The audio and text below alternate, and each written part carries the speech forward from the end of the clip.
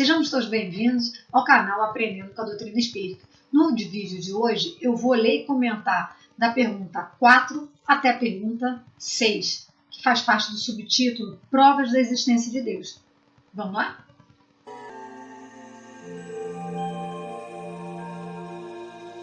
Então, gente, vamos lá? Vamos para a leitura da pergunta 4 até a pergunta 6. Essas perguntas fazem parte do livro 1, capítulo 1, Deus, subtítulo Provas da Existência de Deus. Pergunta 4. Onde podemos encontrar a prova da existência de Deus? No axioma que aplicais às vossas ciências. Não há efeito sem causa. Procurai a causa de tudo o que não é obra do homem, e vossa razão vos responderá. Comentários de Kardec. Para crer em Deus é suficiente lançar aos olhos as obras da criação. O universo existe, ele tem, portanto, uma causa. Duvidar da existência de Deus seria negar que todo efeito tem uma causa e avançar que o nada pode fazer alguma coisa. Que consequências podemos tirar do sentimento intuitivo que todos os homens trazem consigo da existência de Deus? Que Deus existe. Pois de onde lhes virá esse sentimento se ele não se apoiasse em nada? É uma consequência do princípio de que não é efeito sem causa. Pergunta 6. O sentimento íntimo da existência de Deus que trazemos conosco não seria o efeito da educação e o produto de ideias adquiridas? Se assim fosse, por que os vossos selvagens também teriam esse sentimento? Comentário de Kardec. Se o sentimento da existência de um ser supremo não fosse mais que o produto de um ensinamento, não seria universal e nem existiria, como as noções científicas, senão entre os que tivessem podido receber esse ensinamento. No vídeo de hoje, a gente para aqui. No próximo, eu continuo na pergunta 7. Beleza? Vamos lá aos comentários? Então, gente, vídeo passado eu falei sobre o que é Deus. O que é Deus para você? Nesse vídeo, eu vou falar sobre provas da existência de Deus. O que é prova? Primeira coisa, o que é prova? Prova é aquilo que demonstra a veracidade de uma proposição, de um fato, uma comprovação. Como é que a gente prova a existência de Deus? Aí vem a pergunta número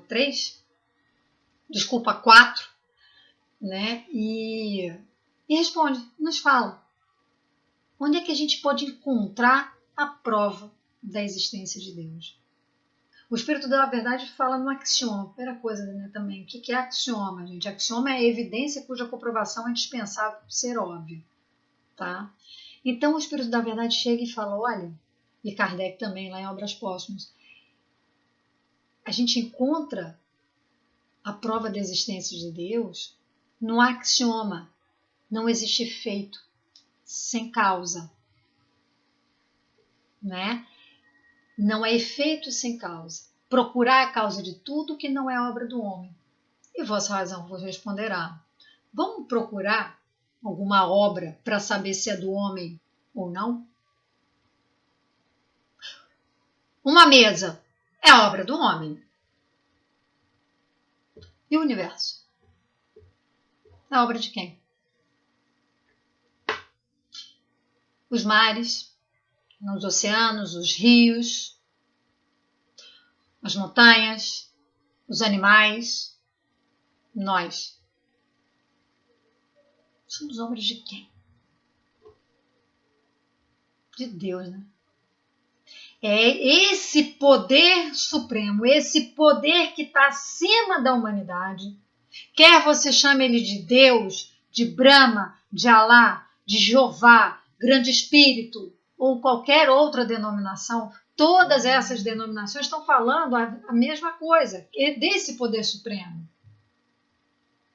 que está acima da humanidade e que criou, que é o criador do universo e de nós. Não é isso? É que Galileu falou, olha, o criador do céu, né, do céu e do universo naquela psicografia, Deus. Está aí a prova. Aí você pode até falar assim, não, como eu já ouvi, hein? Já ouvi, peraí. deixou, né? Aí eu argumentei. A pessoa chegou para mim e falou assim, olha, não, porque agora tem inteligência artificial, porque, né, o homem está fazendo robô e tá mesmo, daqui a pouco vai ter robô aí varrendo, passando pano no chão, né? Não duvido, né? E já deve ter mesmo, já deve ter. Robótica tá aí. Pô, perfeito. Tem determinado tipo de coisa, aí, pô, bota, né? Aí, né, programa ele lá e bota o bicho para funcionar. Mas aí virou, não, porque tem inteligência artificial. Tem sim. Só que assim, e aí igualar homem? Eu falei, opa, peraí. Aí não. E aí eu te dou um bom de um argumento. Vem cá, assim, ó, nós temos a centelha divina. Isso só Deus pode nos dar. O homem pode criar quantos robôs ele quiser. Mas ele não dá conta da centelha divina. Isso é Deus, gente. Não tem homem para tirar isso, de tirar isso. Não, isso é atribuição dada por Deus a nós. Percebam? Então, não é difícil a gente perceber isso. Esses exemplos são fáceis. E aí a gente pode até trazer para dentro da gente. Como assim? O nosso corpo. Vamos olhar para o nosso corpo? Como é que funciona? Dentro das condições normais. Né? Tem o coração, que ele tem a batida, o ritmo dele certo, porque quando ele descompassa, vai botar lá um marca-passo para acertar ou não. Não sei se eu estou falando bobagem aqui, eu acho que não, mas vamos lá. Né? Dentro, ele tem a batida certa dele, o movimento certo dele. Que aí vai movimentar, né? Entra o ar, sai o ar, passa, é sangue venoso, aí vira, se limpa o sangue, enfim, tem todo o funcionamento, né? Que seria melhor um médico falar, né? E que, né? É uma máquina perfeita, né? Se a gente for olhar, né? Olhando assim, e sendo, né, matéria, mesmo assim, uma máquina perfeita. Isso é obra de quem? De quem que é? Percebe? Não dá para falar papai e mamãe. Aí não, porque tem algo mais, né? E no decorrer dos anos, né? Porque aí o corpo, quando a gente nasce, conforme vai avançando os anos, o corpo vai sofrendo a deterioração natural, normal, né? E aí eu lembro numa reunião, né, lá no centro que eu frequento, um frequentador, ele chama Márcio, ele é médico, e um dia não me lembro o que a gente estava falando, mas eu sei que esse assunto veio à tona e ele explicou que com o decorrer do tempo, o coração ele vai criar ao redor dele um sistema que vai proteger o coração. De uma maneira ou de outra. Tanto que fala que infarto, quando dá em pessoa jovem, a probabilidade de matar é muito maior do que numa pessoa que já está com idade mais avançada, porque já criou esse sistema. Porque com o passar dos anos, o corpo ele vai se adaptando e vai também se protegendo. Gente, isso é sábio, isso é vida. Tem mão do homem aí? Não, o homem vai para consertar, né? Aí quando tem lá, põe a ponte de safena, aí quando dá o top, bota o negócio lá, quando, né, abre, enfim, tem todo esse, né, aí entra o homem para ajudar a arrumar ali, né, quebrou, cola, né, quebrou o osso, aí saiu, aí, enfim, aí entra um homem, mas fomos criados por Deus, então nós somos provas da existência dele. Então, eu tenho falado muito disso, gente, existe uma aí, aí eu percebo isso, não sei se você consegue perceber isso, mas procura, vai. Tem uma ordem natural, uma ordem divina, uma harmonia divina. Mais uma vez eu trago o exemplo do Sol. O Sol nasce e se põe todos os dias e no movimento certo. O nosso coração tem uma batida cadenciada certa. Tem um movimento. E aí, quando nós, com a nossa imperfeição, com a nossa debilidade moral, com a nossa ignorância, a gente quebra essa harmonia, a gente impacta essa harmonia, essa lei natural que Aristóteles chamou de falha moral. A consequência vai ser o quê? Disso aí vai gerar o quê? Esse impacto, vai gerar dor, vai gerar problema, vai gerar conflito.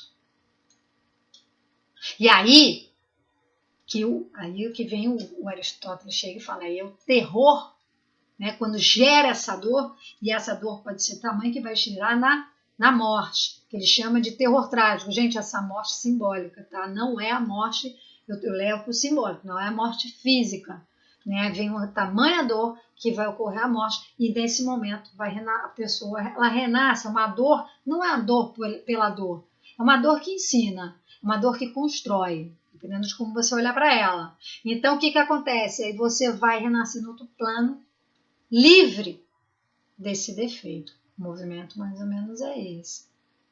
Então, e aí, se você chega para mim, ai, Deus não é pai, Deus é padrasto, Deus está punindo. Deus não pune absolutamente ninguém.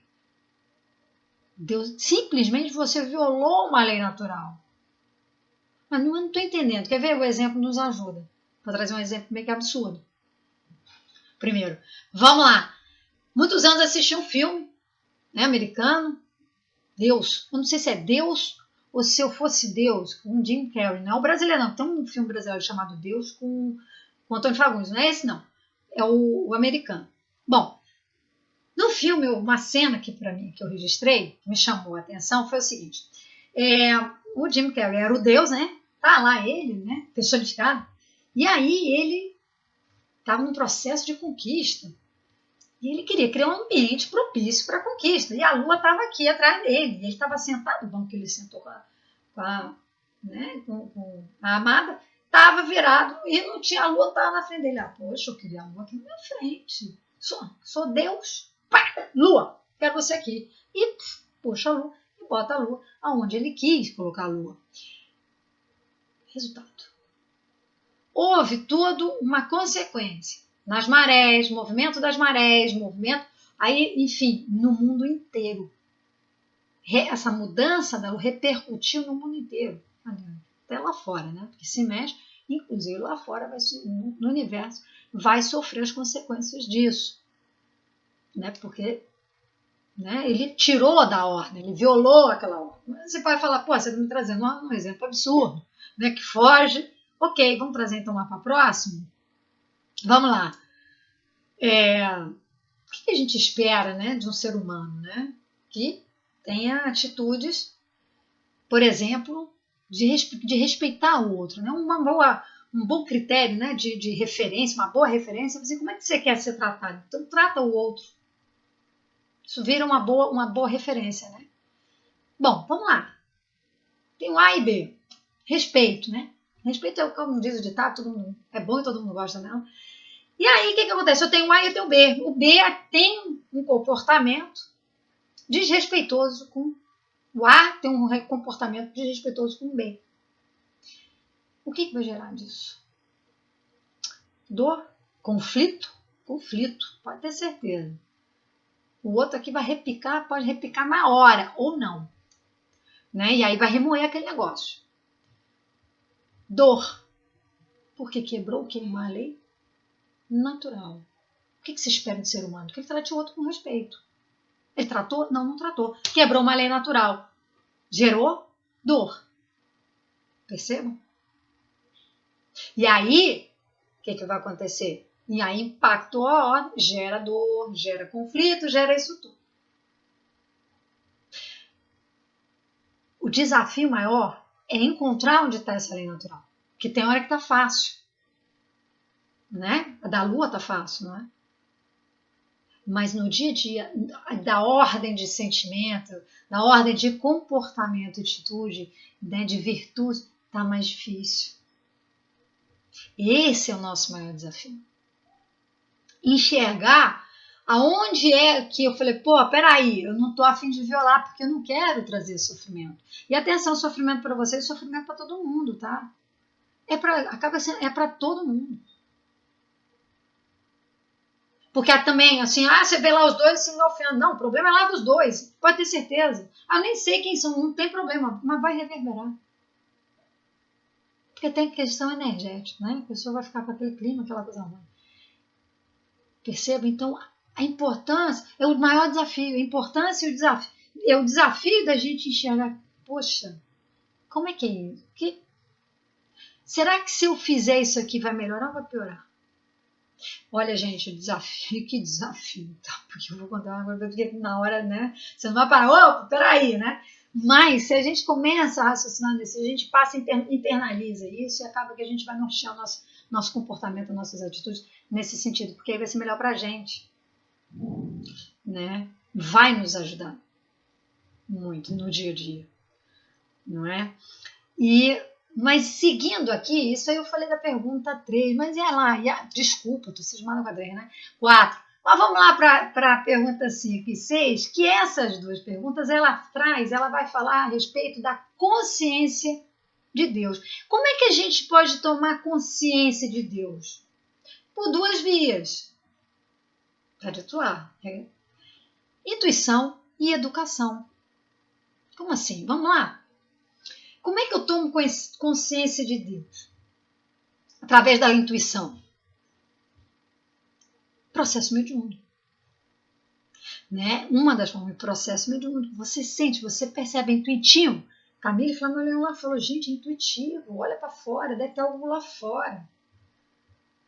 E quem fez isso tudo? É intuitivo, você saber que tem algo superior a nós. Isso é uma forma, essa intuitiva, da gente começar a raciocinar em cima. E a intuição, quando eu falo intuição, eu vou trazer sim o processo mediúnico, da influência, da interferência, daquela coisa de chegar ali e passar intuitivamente, né? A autoespiritualidade passar intuitivamente, aquele assim, olha, a ideia de Deus, né? Vamos dizer assim, mas de acordo com a capacidade que a gente tem de absorver, né? Porque se a gente também for, não dá. A gente vai ter que lapidar um pouquinho para depois receber, né? Receber a informação que eu digo. Percebam? Miramês, gente, ele traz dois exemplos. Um dos exemplos que ele traz é dos índios. Né? Porque você pega assim, vamos pegar. Né? O índio a gente imagina numa aldeia indígena, né? Ou seja, no meio do mato. Aí vamos lá para trás, para exercitar a nossa imaginação mesmo. Chegada dos portugueses aqui no Brasil, quem estava aqui? Os índios, né? Portugal chegou, estava os índios, como é que isso aqui é? Né? Deve ser lindo, maravilhoso, né? Imagina o Rio de Janeiro, lá para nossa. Mas enfim, vamos lá. O que acontece? Mata, né? Eles não tinham, enfim, a natureza ensinava para eles. E é como eu vejo os índios, né? Eles aprendendo, extraindo da natureza o aprendizado. É na natureza que o pajé ia atrás das ervas para poder fazer um unguento, para poder, né, para colocar nas feridas. E é esse aprendizado. E aí, como é que ele vai ter consciência né? Ele também tem, porque até lá pergunta a vocês, falou, pelo processo da educação que toma consciência de Deus? Eu falei assim, não necessariamente. O selvagem, como é que você vai explicar o selvagem? O selvagem traz, o homem primitivo, ele tem essa consciência de que tem algo maior. Por quê? Porque a gente tem consciência, né, gente? Já não é mais embrião. Embrião da consciência é bicho. Não é ver bicho pensando se tem Deus. Não tem. Se é existência de Deus ou não. Isso aí já é do reino nominal. Concorda? Que a gente já começa a falar, opa, peraí, tem algo maior aí. E mais uma vez, quanto mais a gente se desenvolve, mais próximo, mais conhecimento e consciência de Deus a gente vai tendo. A gente ainda está aqui embaixo, né? A gente está no infantário. Né? Então, a gente aprende por essas vias. Aí, pegando esse exemplo, aí está lá, né, na tribo, ele tem consciência. E aí vem uma geração, outra geração, e vai passando de geração em geração esse conhecimento, que pode ter vindo, provavelmente, veio através de o quê? De um processo mediúnico ou da coisa mesmo dele pegar e falar assim, gente, deve ter algo mais, né? Aí dele chegar e parar e fazer essa reflexão. Percebam? E aí vai para a educação. Voltando lá, são duas vias, intuitiva pela via da intuição ou pela via da educação. Intuição é de dentro para fora. É a consciência que eu tenho de Deus daqui e vai para fora. A educação, ela é de fora para dentro. Né? O que é educar? Né? Missão assim primordial, pai e mãe, né? Pai e mãe tem a missão das missões, que é educar o filho, né? O que é o educar? É o tirar, né? É o extrair o que aquele ser tem de melhor. Educarem, né? Você tirar. É que eu faço a diferença, gente, entre educar e instruir. Educar é isso, é virtudes, é, né, a formação de caráter, formação, você tirar o que há de melhor daquele indivíduo. E instruir já é aquela coisa mesmo acadêmica, né? Instrução, conhecimento técnico, de sentar, vamos lá, né? Aprendizado, por isso espírita, educai-vos e instruí-vos, né? Porque aí pega pelos dois lados, né? Da formação e da instrução. Né? Então, a educação é algo de fora para dentro, em que, né, aí aquela, não é difícil a gente ver, gente. Quer ver? Vou trazer um exemplo, eu trago um exemplo meu. Eu fui uma pessoa que eu fui educada desde o primário, educação e instrução, né? Vamos dizer, desde o primário até o 3º grau, em instituição católica. Foi o Colégio de São Paulo, Colégio de Santo Agostinho e 2 vezes PUC, 2 vezes porque eu também sou formada em psicologia. Então, ou seja, eu tenho a formação católica da minha vida inteira, minha vida acadêmica inteira, de ponta a ponta. E aí eu trago mais, não só, né? Porque quando a gente fala educação de dentro para fora, você pode dizer, então o meio determina o indivíduo. Não necessariamente. Calma aí. Não pode determinar, mas não necessariamente. Vamos lá. Por que não necessariamente? Aí eu fui uma pessoa que eu tive instrução, né? Eu sempre fiz parte de instituição católica desde sempre, família materna muito católica, né? Eu tenho aí tem episódios na minha vida quando eu era pequena, né? Todo final de semana eu ia com a minha madrinha para a casa de campo dela. Aí o que acontecia, né? E a minha madrinha sempre falou assim, né? Olha, eu tenho um dever de passar a religiosidade, né? Porque é Deus, né? Deus, a questão da religiosidade, lembrando lá Kardec, né? Doutrina Espírita, Filosofia, Ciência e Religião, né? Com a religião, ou seja, porque ela está sentada em 3 premissas que todas as religiões se baseiam, né? Deus, alma e vida futura. Mas vamos voltar para cá. Aí, né, desde pequena, e aí ela preocupada com, não, eu tenho que passar um conhecimento, né, religioso. Então, eu era pequena, todo sábado eu estava lá brincando, lá, feliz da vida, 5 horas, missa. Eu ia para a missa, o que acontecia? Gente, eu saía, eu sabia todas as luzes, eu sabia quantas luzes existiam dentro da igreja, eu contava todas que estavam acesas, todas que estavam apagadas, as luzes, eu falava amarelas e as frias, eu saía tinindo, tudo que tinha ao redor. Mas não sabia, não fazia nem ideia do que o padre falava. Isso porque eu também já sendo preparada em colégio, né? Porque São Paulo, Santo Agostinho, determinou? Não. Mas em contrapartida, uma tia, cunhada da minha mãe, desencarnou esse ano, tia que Deus te proteja e guarde, né, tia Neide, foi ela que chegou para mim, paralela a isso, ela chega para mim e falou assim, Ana, a vida é um prêmio. A gente conversando, ela falou assim, Ana, a vida é um prêmio, a gente deve honrar a vida, agradecer a Deus pela oportunidade da vida, dele ter nos dado a vida. Gente, nunca mais esqueci. E hoje eu falo assim, ela teve participação, a Espírito teve participação forte, nem influência forte. Por quê? Porque o que ela falou ecoou. Na mesma hora eu falei, opa, isso aí eu estou gostando de ouvir. Foi paralelo, foi mais ou menos na mesma época. O meio determinou? Não. Mas aí vocês podem até falar, mas isso aí teve a outra tia que chegou e falou. Não. Mas olha a quantidade de conteúdo católico que eu tive, porque foi em formação acadêmica, na instrução acadêmica todinho, eu tinha aula de religião toda semana, toda a minha vida de estudante eu tive aula de religião católica, voltado para o catolicismo, né? E não ecoou. Determinou? Não. Por isso que eu falo, porque aí a gente traz, aí é o que o Platão fala de reminiscência. Olha só como é que vai batendo. Platão, ele fala, o que é reminiscências para Platão, né? Ele fala que é o saber que a gente reminiscências são saberes que trazemos guardados na alma. Gente, que é isso? Doutrina espírita. A gente reencarna, a gente traz nossos conteúdos anteriores. Uma vez adquirido, a gente não perde, a gente traz ele. Eles vêm, não todos, né, gente? Porque a gente já deve ter vivido bastante. É aquela coisa, né? Tem momentos que no reencarno você abafa essa potência para desenvolver outra. Por exemplo, será muito bom em matemática, nessa você não abafa a potência da matemática para você desabrochar outras em letras. Exemplo, grosso modo, tá? Reminiscência.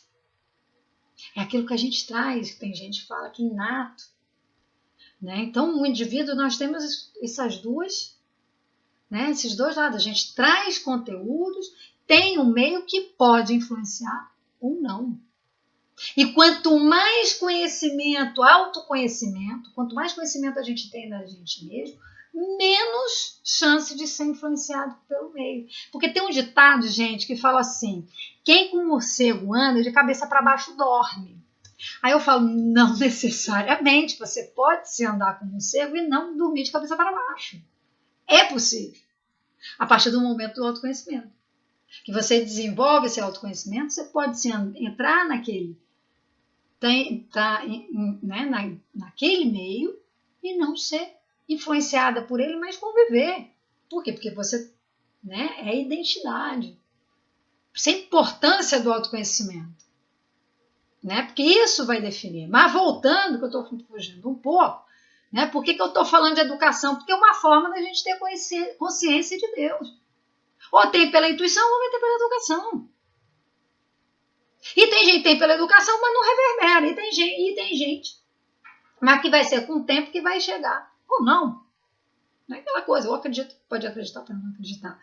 Tá aí. Né? E Deus, gente, ele vai continuar sendo Deus.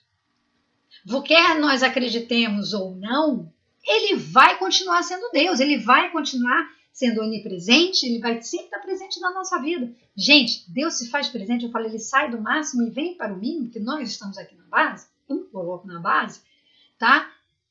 Para nos ajudar. E como? Como que ele nos ajuda? Perceba, presta atenção, porque se Deus faz presente através de uma pessoa, de uma música, de um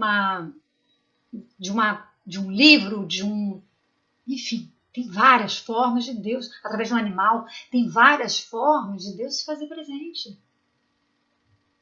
Aí a gente tem que ter olho de olhar, ouvido de ouvir. E está aberto para perceber isso. Percebo? E aí a gente sente esse acolhimento de Deus. E mais uma vez, Deus é pai, Deus não é padrasto não. E ele não pune, tá? Nós somos responsáveis pelas dores que nós passamos. Certo? E tem a dor individual e a dor geral, né? Porque aí, trazendo, né? Porque uma coisa é o geral que faz a gente sofrer. Às vezes a gente não tem participação nesse geral, mas a gente sofre com esse geral, né? Uma quantidade de pessoas. Quem não se sensibiliza com uma porção, né? Com determinadas situações. E a gente sofre, sente com ela. Percebam? Mas isso faz parte. Ah, mas eu não dei causa. Não deu causa. Mas a gente está no mesmo barco. Está todo mundo no mesmo barco. Não é?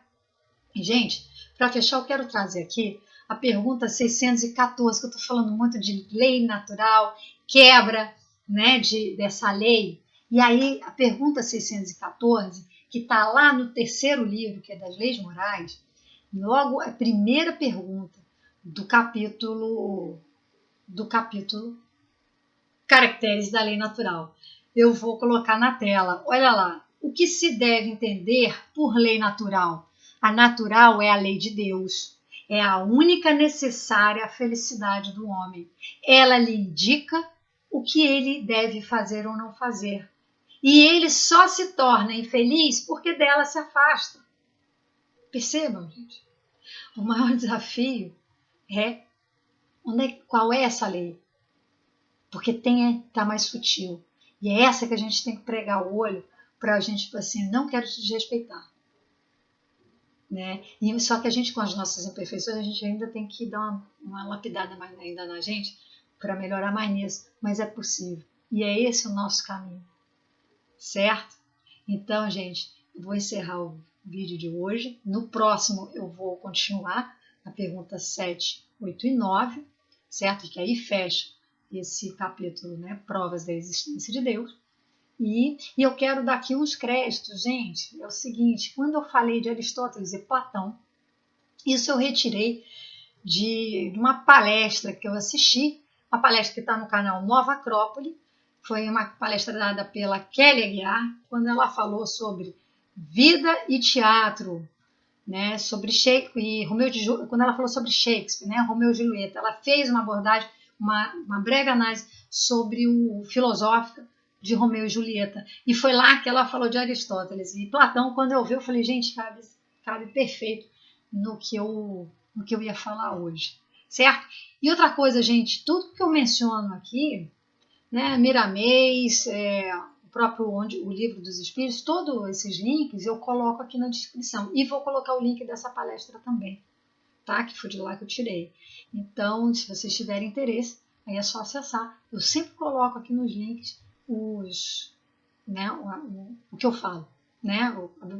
Minhas fontes, certo? Então é isso, gente. Um beijo em todos, que até o próximo vídeo, que Deus nos proteja, nos guarde e ilumine hoje e sempre. Que assim seja, graças a Deus.